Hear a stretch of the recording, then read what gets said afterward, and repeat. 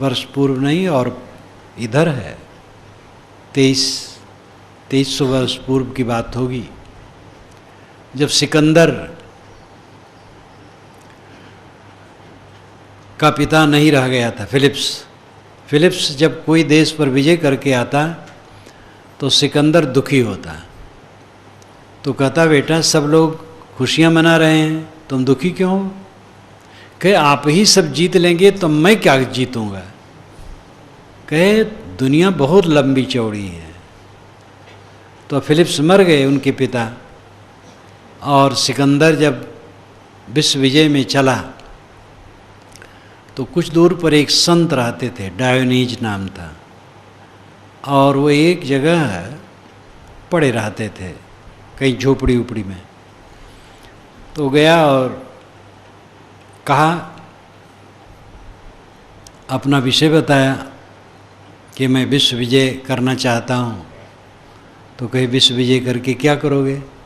कहे तब सुख से रहूँगा। तो डायोनीज ने कहा मैं तो वैसे सुख से हूँ, आओ मेरे पास पड़ जाओ, सुख से रहो, विश्व विजय करने की कोई ज़रूरत नहीं। उसको बड़ा अद्भुत लगा और बड़ा प्रभावित हुआ। फिर कहा आपकी क्या सेवा करूं? कहे धूप लिए खड़े हो, हट जाओ, बस यही सेवा है। बहुत निष्फिक्र संत थे। तो उसने अपने मंत्रियों से कहा था या तो मैं विश्व विजयी बन करके सम्राट बनूंगा, नहीं तो डायोनीज जैसा साधु बनूंगा। तो साधु तो नहीं बन पाया, और विश्व विजय भी क्या किया, उफान शैतान किया। जितनी उसकी योग्यता थी संहार में मन लगाया, रचनात्मक नहीं। तो विश्व विजय कर लूँगा तब सुख से रहूँगा। डायोनीज ने कहा आओ मेरे पास, वैसे सुख से रहो, विश्व विजय की जरूरत ही नहीं है।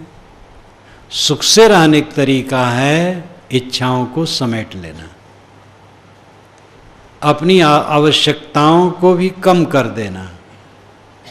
विषय वासना की तो इच्छा ही नहीं, न पद की इच्छा, न प्रतिष्ठा की इच्छा, न पूजापा की इच्छा, भोगों की इच्छा ही नहीं है।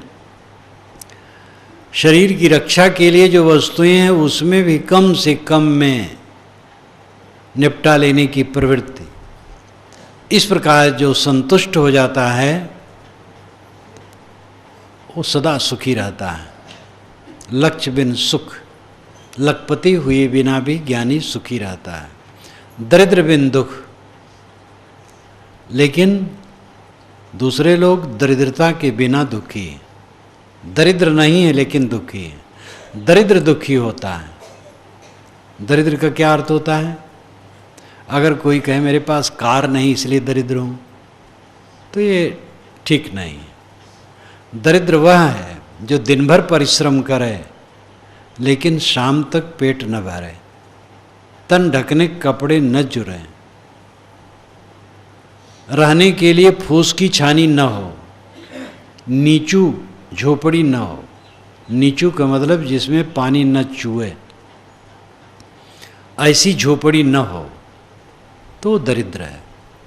और दरिद्र कोई न हो, हमारा दुश्मन भी दरिद्र न हो, ये शुभकामना करनी चाहिए। विवेकवान दुश्मन किसी को मानते ही नहीं।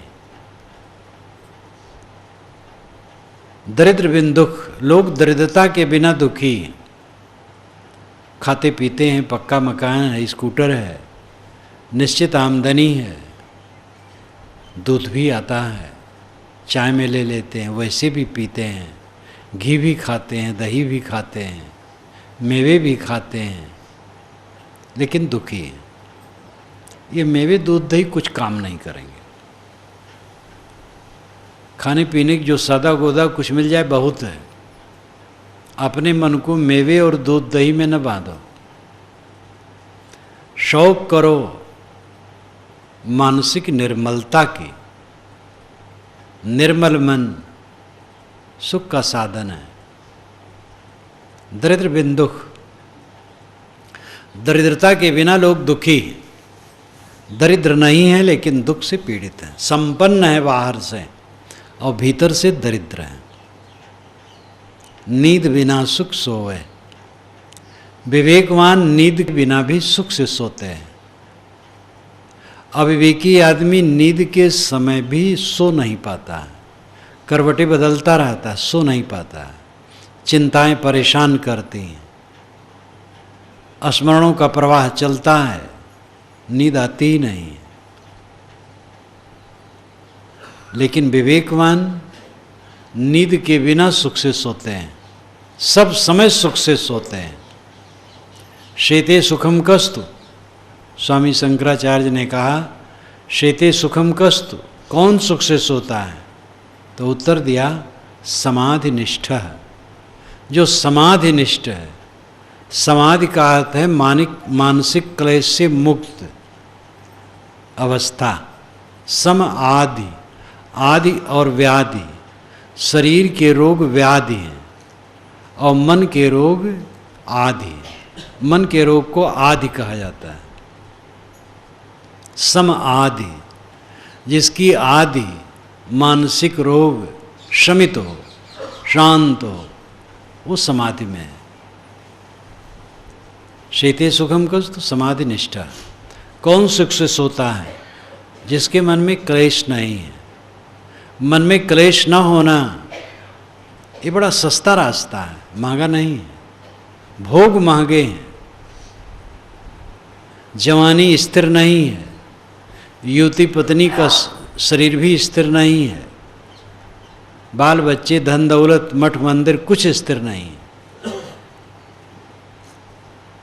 लेकिन मन को निर्मल करने का अभ्यास अगर हम करें तो स्थिर सुख मिलेगा।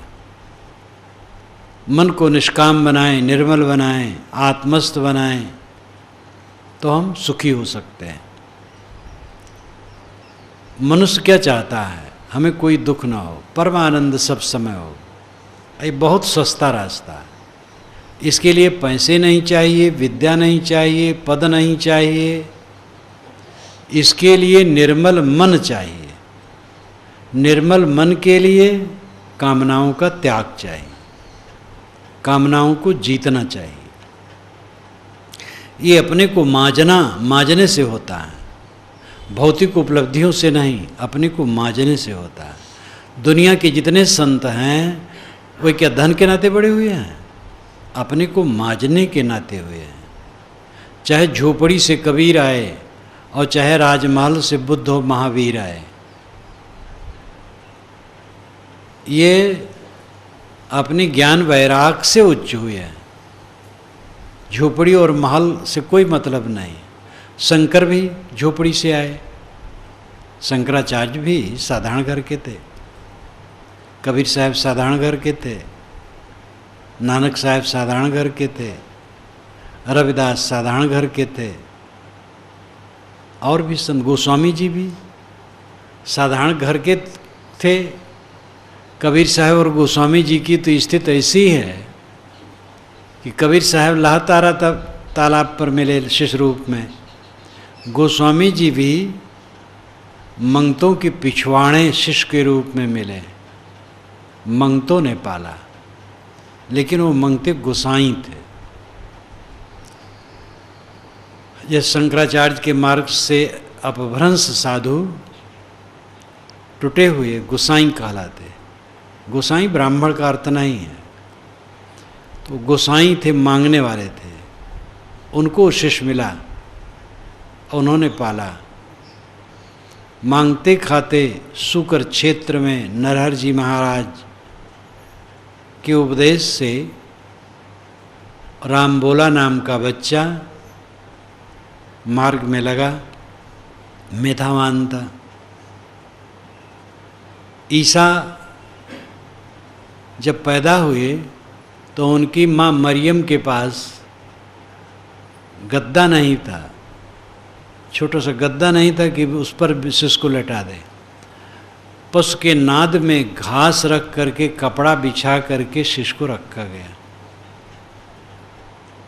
तो राजमहल से आया हो, झोपड़ी से आया हो, महापुरुष धन और विद्या के नाते महापुरुष नहीं हुए हैं, जीवन को निर्मल करने के नाते हुए हैं। अब आप किसी धनी को आदर अगर देते हैं तो एक मर्यादा से देते हैं, अथवा अपने कुछ लोभ से देते हैं। दिल से आप उसको मर्यादा देते हैं जो आपकी अपेक्षा अधिक चारित्रिक और आध्यात्मिक दृष्टि से ऊपर उठा है, उसको दिल से देते हैं। पैसे वाले भी दूसरे पैसे वाले को दिल से आदर नहीं दे पाते हैं, मर्यादा है दे दिए, या स्वार्थ है दे दिए। दिल से पैसे वाले भी ये समझते हैं जिसका जीवन निर्मल है उसको आदर देते हैं। दरिद्र बिन दुख, नींद बिना सुख सोए। नींद के बिना भी ज्ञानी सुख से सोता है। जब वो जागता है तब भी सोता है मानो, और सोता है तब तो सोता ही है। यहाँ सोने का अर्थ है क्लेश रहित मन। सुषुप्ति में दो पद है, स्व और अपीत। सुषुप्ति शब्द दो पदों से बना, स्व अपीत सुषुप्ति। स्व नाम खुद, अपीत नाम पाना। खुद को पाना सुषुप्ति है। जागृत अवस्था में आदमी प्रपंच को प्राप्त होता है, इसलिए दुखी रहता है। स्वप्न अवस्था में प्रपंच के प्रतिबिंबों को प्राप्त होता है, इसलिए वहाँ भी दुखी रहता है। सुषुप्ति में अपने को प्राप्त रहता है, इसलिए दुखी नहीं रहता। कर्जी हो, गर्जी हो, असाध्य रोग से पीड़ित हो, अपमानित हो, तो भी गाढ़ी नींद में जाने पर आदमी का दुख खत्म हो जाता है। वो अवस्थाजन्य होने से नींद खुलते ही दुख शुरू हो जाता है, लेकिन गाढ़ी नींद में कोई दुख नहीं रहता। और जो ज्ञान द्वारा जागते जागते सो रहा है, जागता है, खाता है, पीता है, लेकिन क्लेश रहित मन वाला है, तो जानो वो जागते सो रहा है। जागृत सुषुप्ति उसकी है, जागते जागते वो सो रहा है। नींद बिना सुख सोए। विवेकवान नींद के बिना भी सुख से सोते हैं। जस बिन ज्योति रूप बिन आशिक, ऐसो रतन बिहोना रोए। यश बिन ज्योति, बिना ज्योति के उसका यश होता है। ज्योति ऐश्वर्य, चमक, उसके बिना उसका यश बिन ज्योति, यश कीर्त के बिना उसकी ज्योति होती है। बाहरी यश कीर्त की जरूरत नहीं। ऐसे भी संत हैं कि लोग उनको नहीं जानते हैं, जो प्रवक्ता हैं, जो लेखक हैं, प्रतिभा के धनी हैं। बहुत से लोग संत भक्त जिनके इर्द गिर्द लग जाते हैं, उनको लोग जानते हैं। ऐसे भी संत होते हैं जो संतत्व में पूरे हैं लेकिन प्रतिभावान नहीं है। वे दूसरे को ज़्यादा समझा नहीं सकते हैं, कोई ग्रंथ लिख नहीं सकते हैं, उनका ऐसा कुछ व्यवहार नहीं हो सकता है जिससे लोग उनके पास आ सकें। प्रतिभा उनमें नहीं होती है, लेकिन संतत्व पूरा है। तो जो प्रतिभावान संत हैं उनसे कोई कम नहीं है। प्रतिभावान है और संतत्व भी है, दोनों बातें हैं। तो वो बातें ऐसी हैं कि उनका अपना कल्याण है, उनके द्वारा बहुतों का हित है। जिनमें प्रतिभा नहीं होती है बहुतों का हित तो नहीं कर सकते, लेकिन अपने में वे पूर्ण होते हैं। तो यश के बिना उनकी ज्योति होती है। यश कीर्ति नहीं है लेकिन अंदर से ज्योतित है। यश कीर्ति में क्या रखा है? लोगों का हित होता है, ठीक है, और अपने कुछ मिलने वाला नहीं है। हमारा नाम जो काल्पनिक है, नाम कुछ है नहीं, एक रख लिया गया, गुरुजी ने रख दिया है शरीर का नाम। अब वो नाम हजारों वर्षों तक चलता रहा है, हमें कुछ मिलने वाला है? मेरी पुस्तकों से देश विदेश में लोग लाभ ले रहे हैं, लाखों की संख्या में लाभ ले रहे हैं, और हजारों वर्षों तक लेते रहे। उससे कुछ मुझे मिलने वाला नहीं। अगर मैं स्वयं तृप्त नहीं हूँ तो क्या करेगा? दूसरे लोग लाभ ले सकते हैं, अगर मैं ना लाभ लूँ तो मैं वैसे रह जाऊँगा। मेरी पुस्तकों से मनन करके लोग अपना कल्याण कर सकते हैं, और मैं आचरण न करूं तो मेरा कल्याण नहीं होगा। इसलिए बाहर प्रतिभा द्वारा जो ऐश्वर्य प्राप्त होता है वो ऐश्वर्य कल्याण में हेतु नहीं बनता है। सावधान न रहे तो भटका सकता है। असली काम है अपने मन को शुद्ध कर लेना और अपने आप में व्यवस्थित हो जाना। तो जिसका मन क्लेश रहित हो गया है वो नींद बिना सुख से सोता है। जो नींद आती है तब तो सोता ही है, और जब नींद का समय नहीं रहता है तब भी सुख से सोता है, क्योंकि क्लेश नहीं है। हर इंसान यही चाहता है हमारा मन दुखी न हो। दूसरे शब्दों में, दूसरे वाक्यों में, हम परमानंदित हों। तो परमानंदित होना और दुखी ना होना एक ही बात है। जब दुख नहीं है तो सुख की जरूरत ही नहीं है। मन में जब अभाव नहीं है तो सुख की कौन सी आवश्यकता है? इसलिए दुख न होना ही सुख है। अत्रिविद दुख अत्यंत निवृत्तिर अत्यंत पुरुषार्थ। ऋषि ने कहा है तीनों दुखों की अत्यंत निवृत्ति ही अत्यंत पुरुषार्थ है। नींद बिना सुख सोए, जस बिन ज्योति, रूप बिन आशिक। यश के बिना उसकी ज्योति होती है। बाहरी यश कीर्त ऐश्वर्य के बिना वो अंतर ज्योति में जगमगाता है, सदैव कृतार्थ रूप है। जस बिन ज्योति, रूप बिन आशिक। वह रूप के बिना आशिक होता है। नित्य में लिखा है पाजी रूप में आशिक होता है। किसी चिकनी चमड़ी देखा, मोहा गया।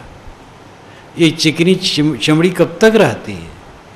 जो चमड़ी चिकनी दिखती थोड़े दिन में रुखरी हो जाती है, और वहीं घाव हो जाए तो कीड़े पड़ जाएंगे। घाव से, फोड़ा फुंसियों से, रोगों से भरा ये अस्थिपिंजर का शरीर, इसमें क्या रखा है?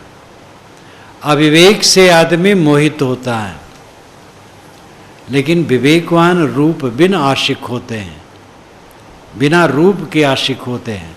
आशिक कहते हैं प्रेमी को। जो किसी के मोह में आबद्ध हो गया हो वो आशिक है, वो आत्मा में आशिक है।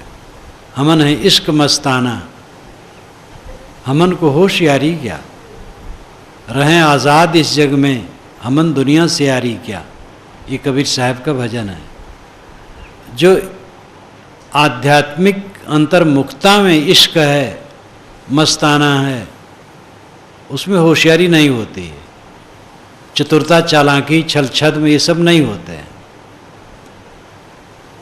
तो ये आशिक होना ये रूप में नहीं है, अरूप में है, आत्मलीनता है। रूप बिन आशिक, ऐसो रतन बिहूना रोवे। ऐसा आध्यात्मिक रतन, आत्मा रूपी रतन के ज्ञान के बिना आदमी रोता है, दुखी होता है। पत्नी छूट गई, रो रहा है। पति मर गया, देवी रो रही हैं। बच्चा चला गया, माँ बाप रो रहे हैं, हाय मैं अनाथ हो गया। कौन आपका है जो छूट गया और आप अनाथ हो गए? आपका कुछ है ही नहीं, अनाथ क्या हो गए? जोड़ जोड़ करके रोग बनाए हो। अरे मिले थे, छूट गए, हो गया, संयोग था। तालाब में देखो, आप कभी स्नान करने जाओ तो उसमें तृण, घास ये सब तैरते हैं। पानी के हिलोरे से एक तृण दूसरे तृण से जुड़ जाता है और उन्हीं हिलोरों से छूट जाता है। फिर उन्हीं से या दूसरे तीसरे चौथे से जुड़ता और छूटता है। पानी के हिलोरे से तालाब में तैरते हुए तृण जैसे एक दूसरे से मिलते और छूटते रहते हैं, ऐसे काल के हिलोरे से संसार सागर में इन प्राणियों का मिलना और छूटना बराबर चला करता है। इसमें कौन किसका है?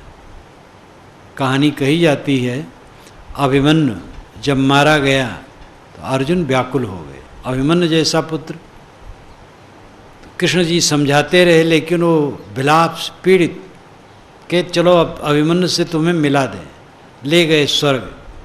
अभिमन्यु गेंद खेल रहा था तो और श्री कृष्ण ने कहा देखो अर्जुन, वो लड़का तुम्हारा खेल ला, जाओ मिल लो। गए, बेटा बेटा बेटा। अभिमन्यु ने कहा किसका बेटा, किसका पोता, किसका पिता, न मालूम कितनी बार तुम मेरे बेटे हुए, मैं तुम्हारा बेटा हुआ। कहाँ बेटा बेटा कौन किसका। अर्जुन का मोह मिट गया। ये कहानी है, कोई आकाश में स्वर्ग नहीं। मर जाने के बाद वैसे ही देहधारी को आप नहीं पा सकते। देह की सारी चीज़ें जो कण हैं वो मिथ्या नहीं है, अब आत्मा भी मिथ्या नहीं है। लेकिन अब आत्मा जहाँ कहीं देह धरेगा तो वो शक्ल सूरत नहीं रहेगी, वो स्मृतियाँ भी नहीं रहेंगी। तो ऐसी कहानियाँ मोह मिटाने के लिए बनाई जाती हैं। जैसे सिकंदर 33 वर्ष की उम्र में मरा था, उसकी माँ व्याकुल थी और कब्र पर जा कर के रोती रहती थी। तो एक दिन जब वो बहुत रोई तो कब्र से बड़ी जोर से आवाज़ निकली और हजारों की आवाज़। वो अचकचा गई, घबरा गई। कहा मैं अपने सिकंदर को पुकारती हूँ, इसमें हजारों आवाज़ें कहाँ से आ रही हैं। अंदर से आवाज़ आई, इसमें बहुत सिकंदर दबे हैं, तुम किस नंबर के सिकंदर को पूछ रहे हो।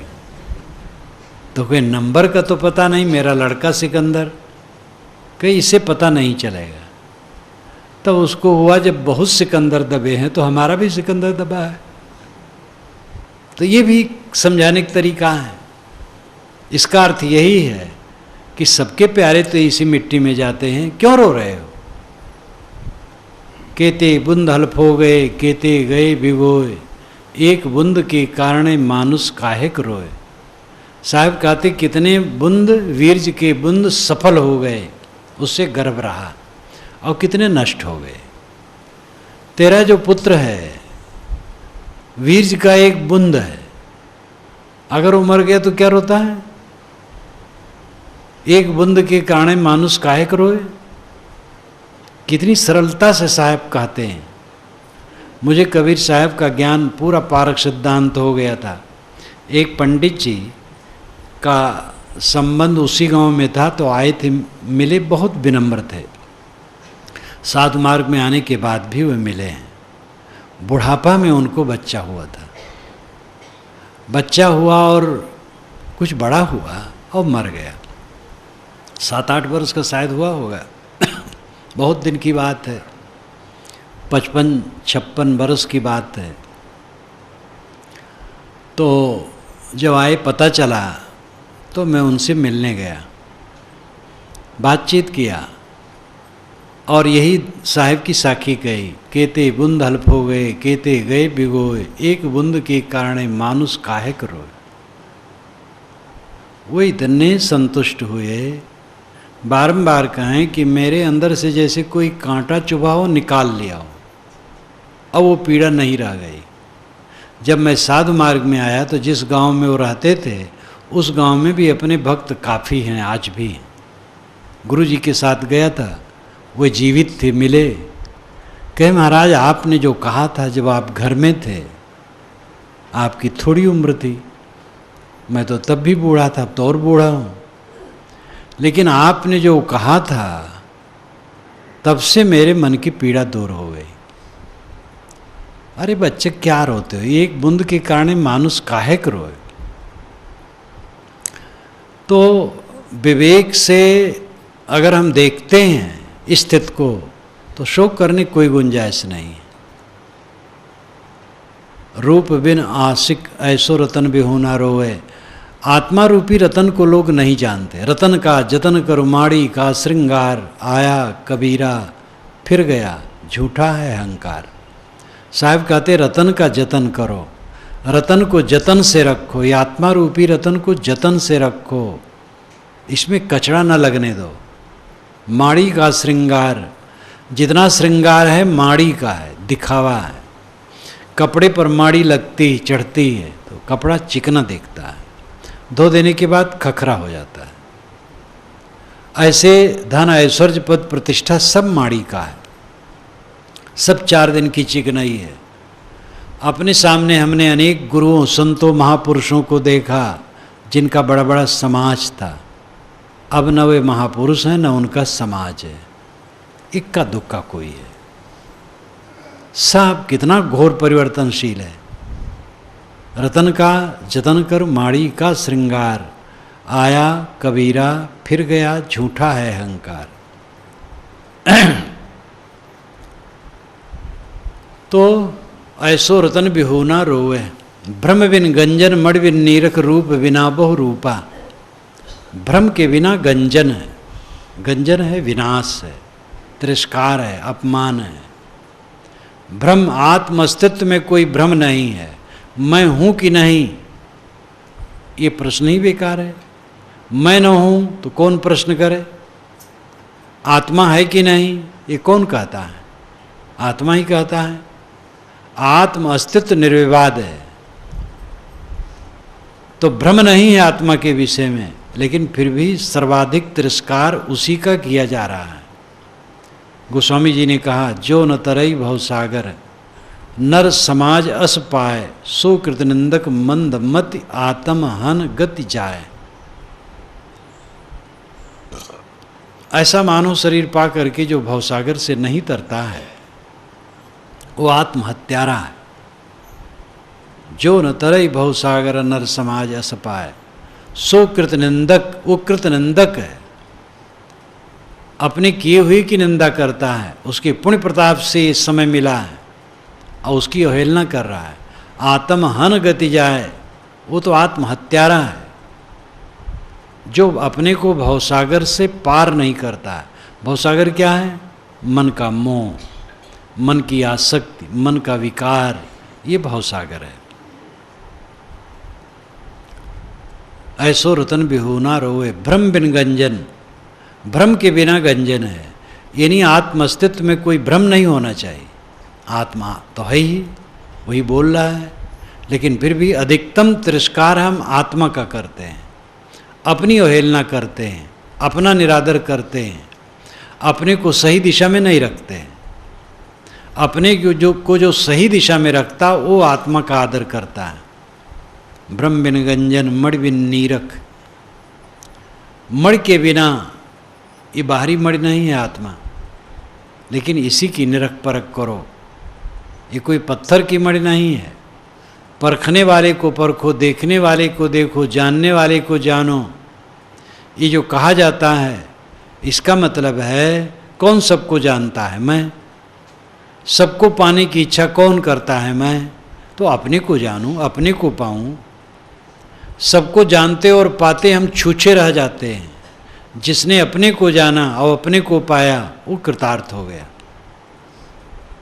ब्रह्म बिन गंजन मणि बिन नीरख, रूप बिना बहुरूपा। ये रूप के बिना भी बहुरूप वाला है।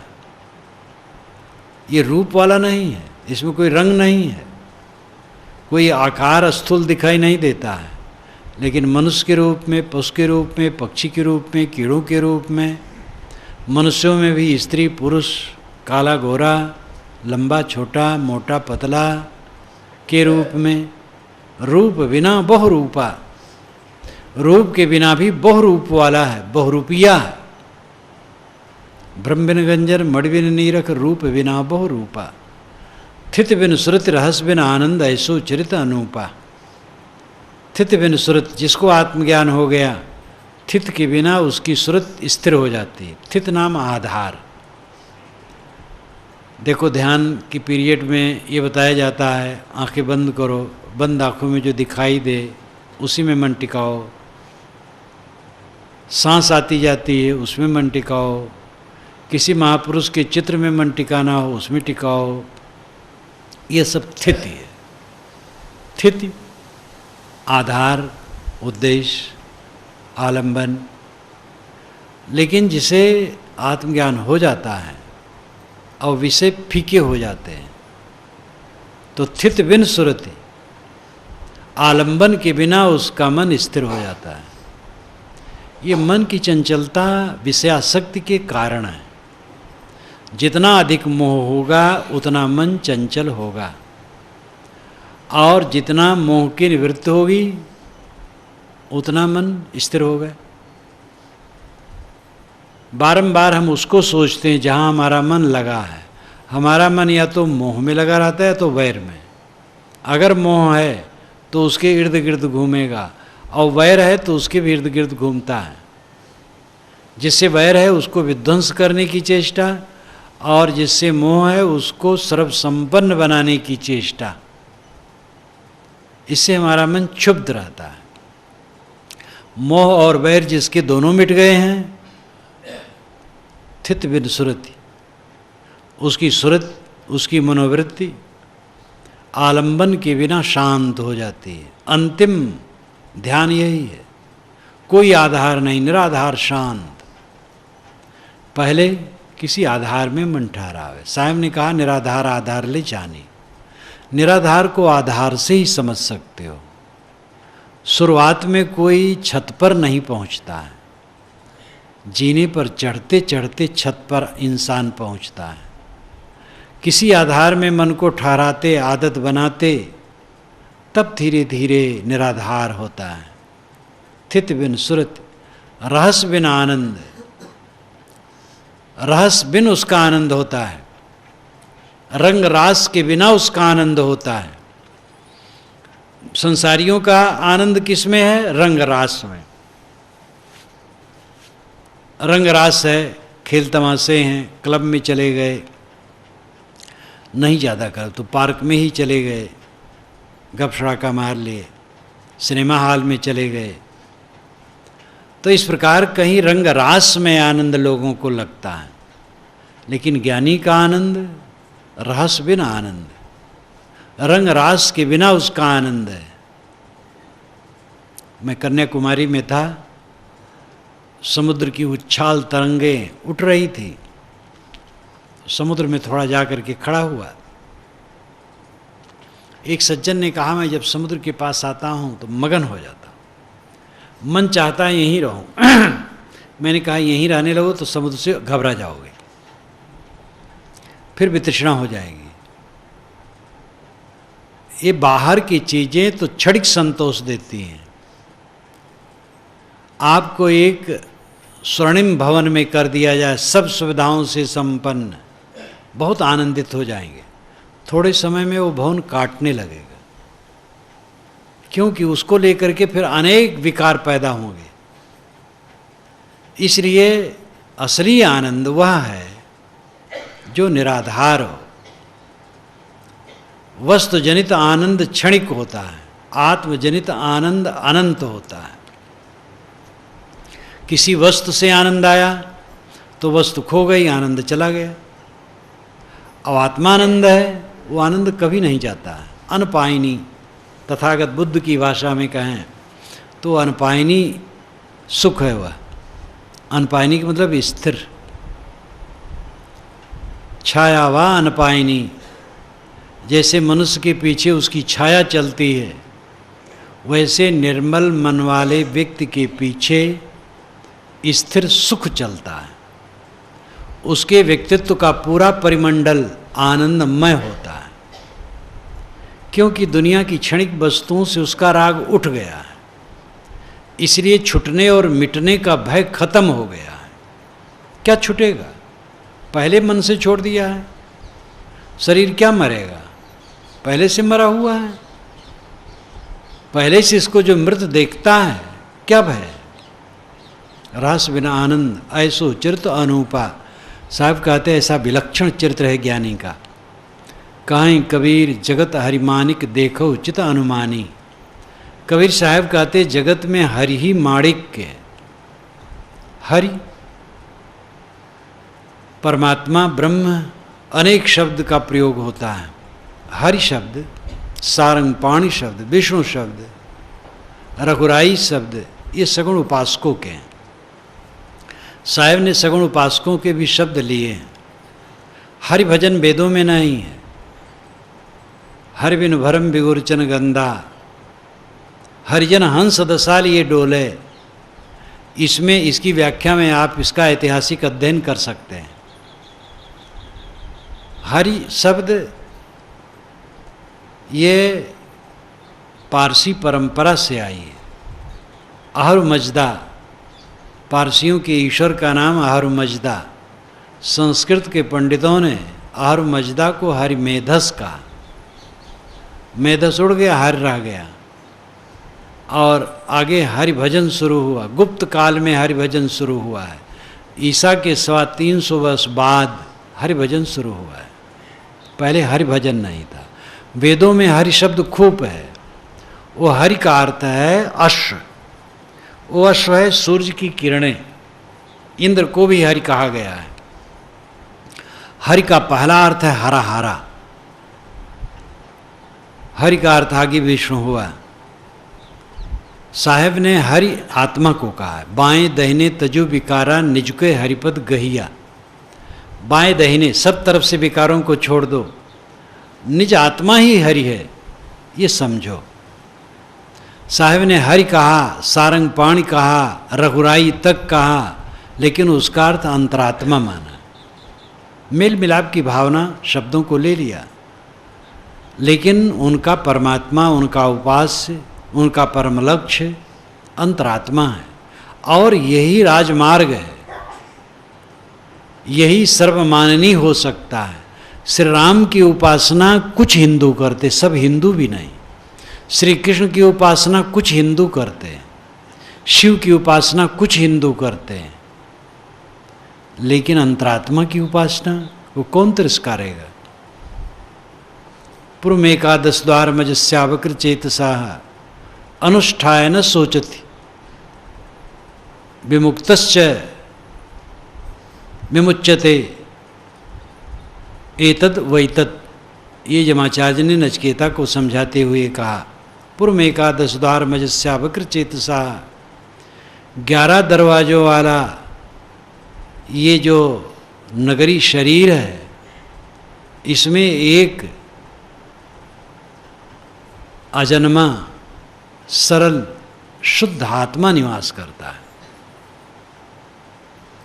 अनुष्ठाय न सोचती, जो उसका अनुष्ठान कर लेता है, आत्मानुसंधान करता, आत्मा में लीन होता है, आत्मस्थ होता है, तो शोक नहीं करता है।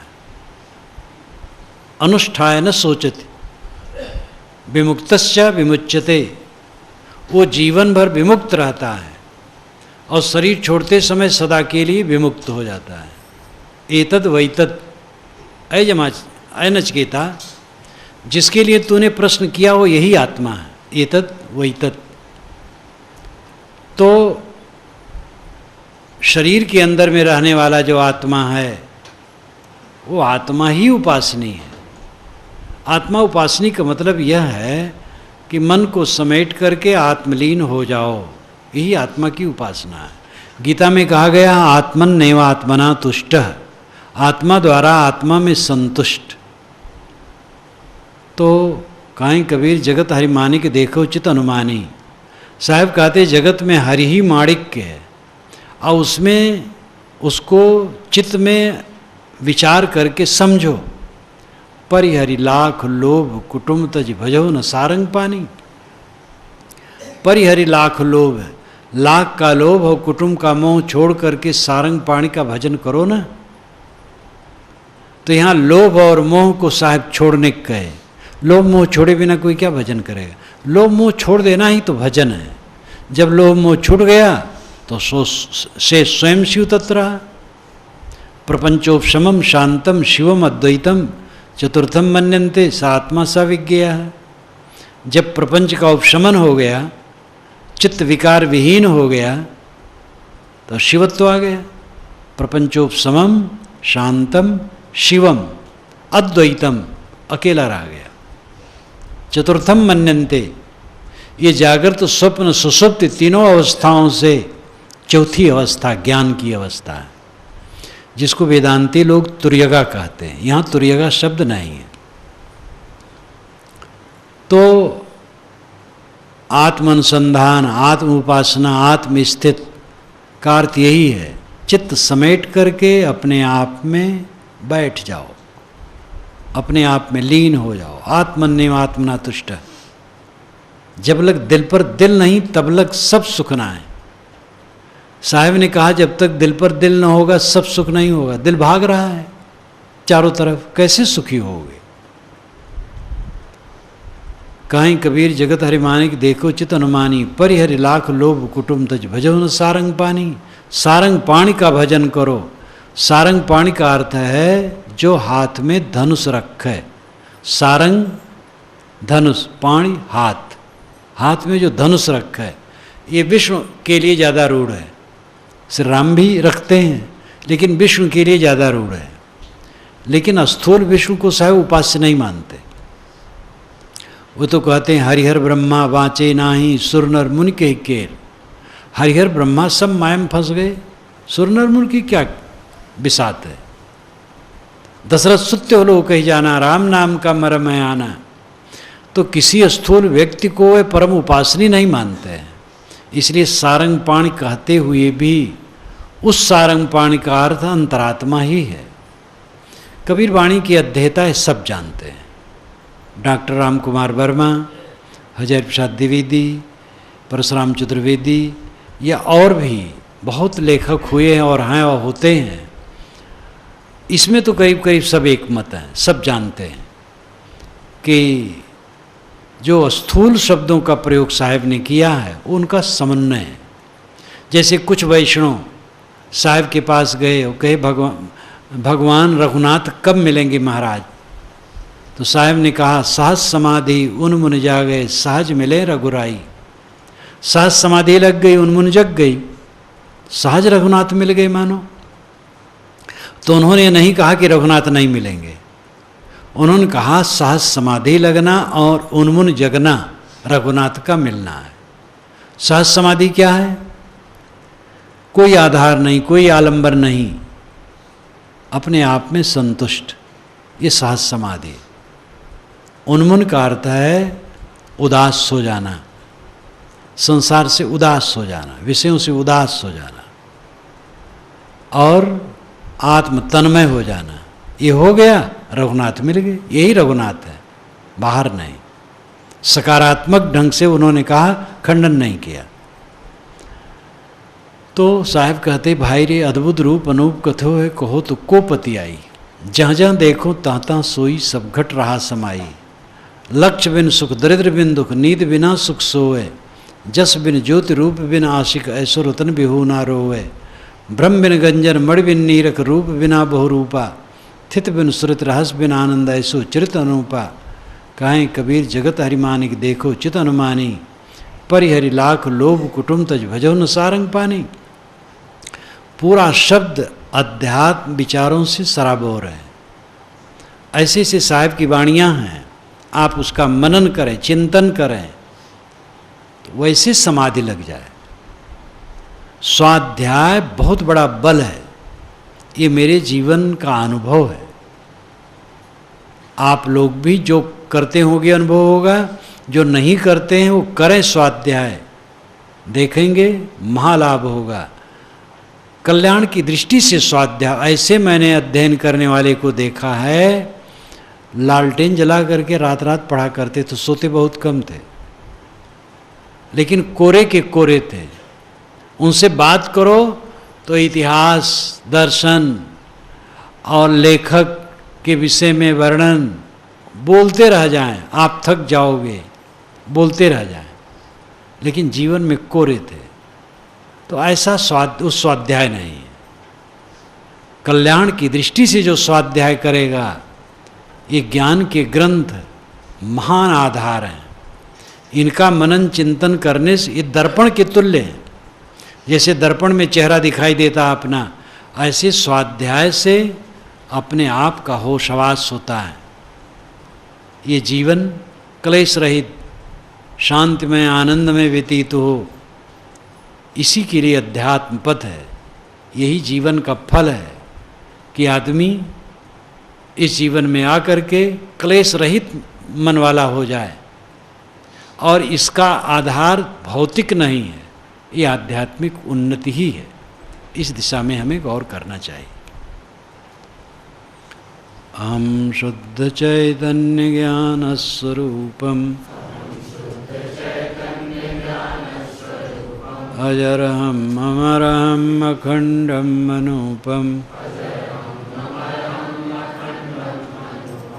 अहम शुद्ध चैतन्य ज्ञान स्वरूपम अजरहम अमरहम अखंडम अनूपम अहम शुद्ध चैतन्य ज्ञान स्वरूपम अजरहम अमरहम अखंडम अनूपम अहम शुद्ध चैतन्य ज्ञान स्वरूपम अजरहम अमरहम अखंडम अनूपम